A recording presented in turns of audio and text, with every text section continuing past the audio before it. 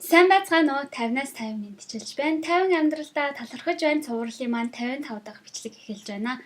Өнөөдөр би юунд талархаж байна вэ гэхээр өөрийнхөө сурсан, мэдсэн мэдлэг мэдээллээ бусадтай хуваалцж байдаг цоглог залуус бүсгүйчүүд та нартай баярлаж байна. Тэгээд энийг би саяхан бас яагаад ярьж байна гэхээр саяхан би IELTS тестэнд бэлтгэж байгаа хүмүүсийн бүлэгт фейсбүүкээр нүүр номоор орсон. Тэнд тэгээд хамгийн эхлээд миний сонирхлыг татсан нэг нийтлэл нь юу байсан бэ гэхээр Бямба гэдээсэн баг шүү. Тэр охин би 8.5 оноо авсан гэд өөрийнхөө яаж тэр оноогоо авсан баяр хүргэсэн хүмүүстэй талархаад яаж сурвалд ирвэ гэсэн зөвлөгөөгөө ингээд товчхон оруулсан байсан. Тэр охин өөрийнхөө хэл сурах арга барилыг тэгээд бусдад бас зөвлөж байгаа нь сэтгэлээсээ байсан учраас надад их таалагдсан. Тэгээд та нар тэр постыг нь орж үзээрэй. Би энэ тайлбар дээр доор холбоосыг нь оруулаад тавьчих. Тэгээд энэ Бямба гэдэг охиныг маань YOLO-цэг хэмээн бас ярилцлага авч тавьсан байлээ. Тэр холбоосыг ч гэсэн энэ доор тайлбар хэсэг дээр тавья.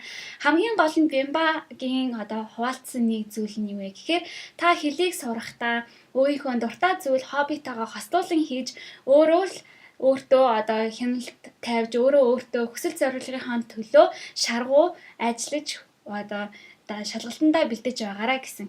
Тэгээд англи хэлэндээ сайн ч гэсэн яг хүссэн оноогоо авч чаддгүй хүмүүс нь хинхэн бэлтгэл хийгээгүй тохиолдлоос байдгаа гэсэн. Тэр нь ч гэсэн яг үнэн. Миний хувьд би IELTS-ийн шалгалтыг өгсөн ч гэсэн бас төдийлөн Бямба шиг өндөр оноо аваагүй.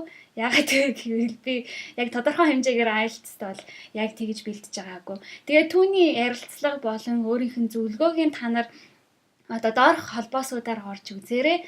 Тэгээд та нар минь бас надаас ямар нэгэн асуултууд байх юм бол сэтгэлээр доор үлдээгээрэй. Би тэднийг цоглуулж агаад бичлэг хийя. Яагаад вэ гэхээр би IELTS бэлтгэж байгаа хүмүүсийн тэр юунд групп дээр өөрийнхөө энэ хийж байгаа бичлэгүүдийг хийж байгаа шүү. Та нар англи хэлээ сайжруулахдаа энийг ашиглаж сонсож болох юм аа. Би өдөр болгон 2-3 минутын бичлэг оруулж байгаа гэсэн чинь эхнээсээ ингээ асуултаад орж ирж ин л та хэрвээ би бас энэ бичлэгийг тэр асуулт хариултын тийм бичлэг хий гэж бодож байна. Тэгээд та нарт бас өөр асуултууд байх юм бол сэтгэлээр доор үлдээгээрэй. Тэгээд 50 амьдралыг Монголдоо дараа уулзтлаа, баяртай.